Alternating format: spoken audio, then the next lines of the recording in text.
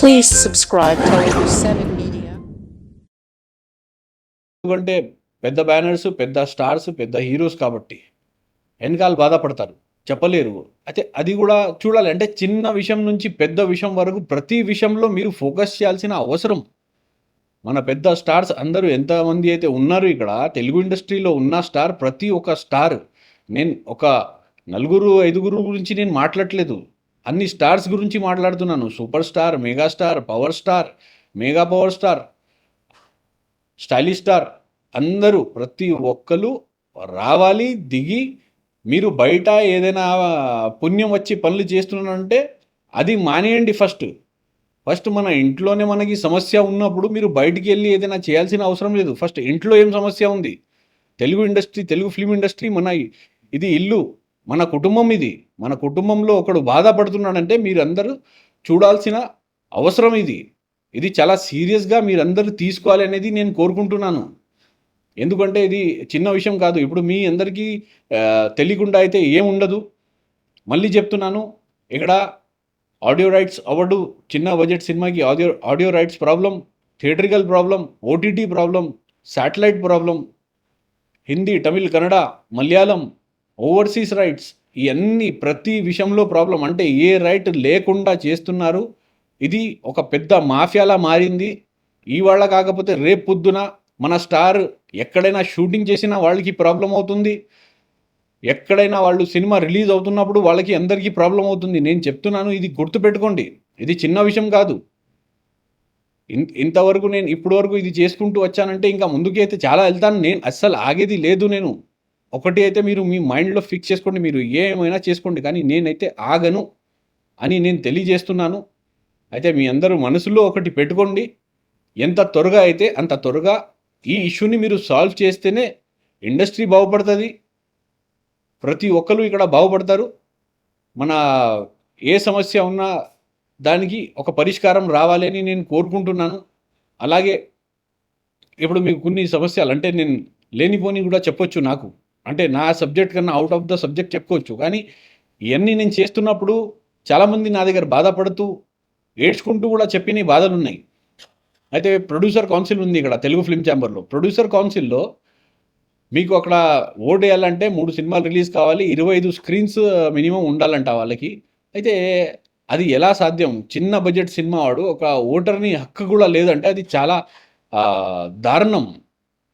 అది కూడా రూల్ మారాలి. ఒక 5-10 స్క్రీన్లు చేసినా కూడా రిలీజ్ ఆయనకి మీరు ఆ హక్కు ఇవ్వాలి తెలుగు ఫిల్మ్ మన కౌన్సిల్లో. తర్వాత మన క్లబ్లో చిన్న ప్రొడ్యూసర్స్ మొన్న అన్నారు, సార్ మీకు అక్కడ తెలిసిన వాళ్ళు ఎవరైనా ఉన్నారా, లేకపోతే మీ మెంబర్షిప్ ఉందా, మనం వెళ్దాం సార్ ఒకసారి అన్నాడు. నేనా ఎందుకు, క్లబ్ సార్, మన క్లబ్, తెలుగు ఫిల్మ్ క్లబ్, మనం వెళ్ళాలి సార్ అంటే, నేనా వెళ్ళు, మరి ఏంటి ప్రాబ్లం, మెంబర్షిప్ తీసుకొని ఉంటే మీరు ఎప్పుడైనా వెళ్ళొచ్చు కదంటే, అది కాదు సార్ ప్రాబ్లం, 10 లక్షల రూపాయలు మనకి మెంబర్షిప్కి ఛార్జెస్ సార్. 10 లక్షలు మేము ఎక్కడి నుంచి కడతాం? నా సినిమాలు 3 సినిమాలు రిలీజ్ అయినాయి, నేను మెంబర్షిప్ తీసుకోవాలంటే 1 లక్ష రూపాయలు నాకు మెంబర్షిప్ ఇస్తే నేను హ్యాపీగా వెళ్తాను. కానీ 10 లక్షలు అనేది నేను కట్టలేను. అక్కడ అందరూ పెద్ద స్టార్ డైరెక్టర్లు, పెద్ద ప్రొడ్యూసర్లు, స్టార్ ప్రొడ్యూసర్స్ అందరూ వస్తారు అక్కడ, నేను వెళ్ళలేను అంటే. నేను అన్నాను, నేను ఈ విషయం కూడా నేను మనం మీడియా మిత్రులు ముందు నేను పెడతాను. మన మిత్రులు ఉన్నారు అందరూ, నా బ్రదర్స్ అందరూ నాకు బాగా సపోర్ట్ చేస్తున్నారు, నేను చెప్తాను, చూద్దాం అది ఎంతవరకు వెళ్తుందో. అయితే ఆ తెలుగు ఫిలిం క్లబ్ కూడా రేట్లు తగ్గాలి అనేది నేను నిజంగా కోరుకుంటున్నాను. అయితే ఇక్కడ నేను చెప్తున్నాను కదా, మాట్లాడుతూ కూర్చుంటే, ఇప్పుడు డిబేట్ పెడితే మీరు మినిమం 2-3 అవర్స్ డిబేట్ పెట్టినా నా దగ్గర అంత కంటెంట్ ఉండి నేను మాట్లాడగలను.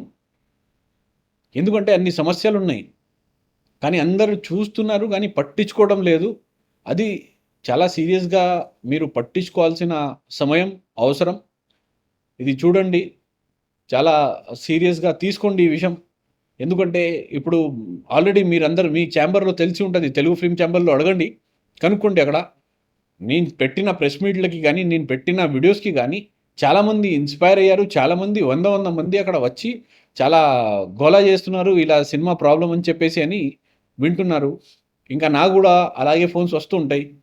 అయితే ఇవాళ 100లో ఉన్నాయి, రేపు 1000లో ఉంటాయి, ఎల్లుండి లక్షల్లో అవ్వచ్చు. అంత వరకు తీసుకోవద్దు, అంత ల్యాగ్ చేయవద్దు, అంత పెద్ద సమస్య ఏం లేదు. మీరు డైరెక్ట్గా నాతో మాట్లాడండి అని చెప్పి నేను మళ్ళీ మీ అందరికీ తెలియజేస్తున్నాను.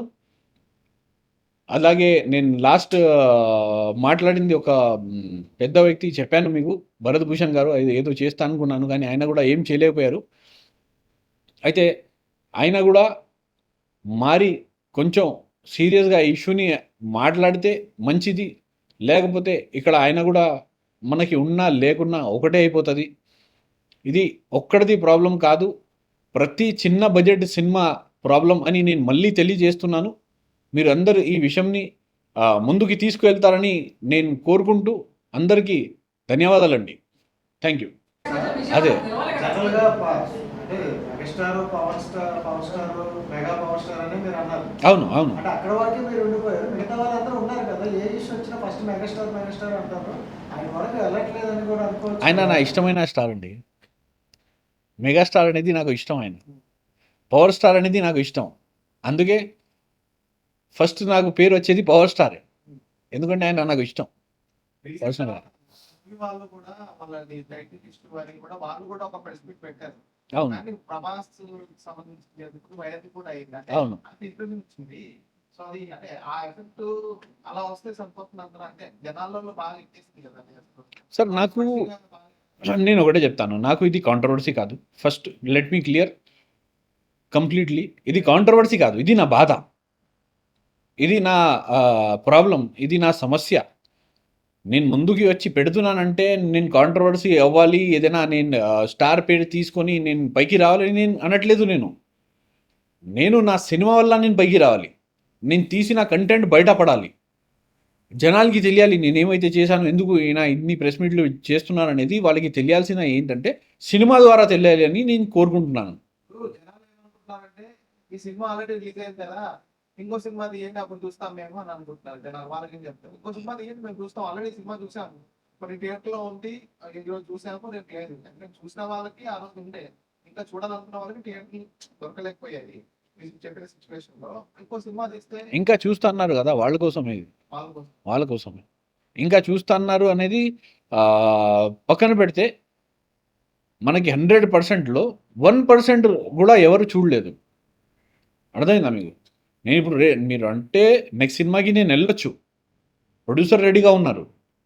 కానీ ఒక డైరెక్టర్ ఒక సినిమా తీశాడు, ఆ సినిమా డబ్బులు రాకపోతే మళ్ళీ ఇంకొక సినిమా తీస్తే ఎవరిదైతే ఫస్ట్ సినిమా తీశాడో ఆడి దృష్టిలో డైరెక్టర్ ఎలా ఉంటాడు అంటే ఇంప్రెషన్ ఏముంటుంది, చెడ్డోడే కదా.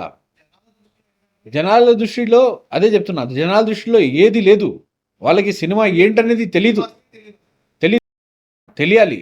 సినిమా రిలీజ్ అయ్యింది, సినిమా థియేటర్లో పడింది, అప్పుడు వాళ్ళు వెళ్ళి చూశారు, వాళ్ళు నచ్చింది నచ్చకపోయి అది తర్వాత విషయం, కానీ థియేటర్లో పడాలి సినిమా, అది.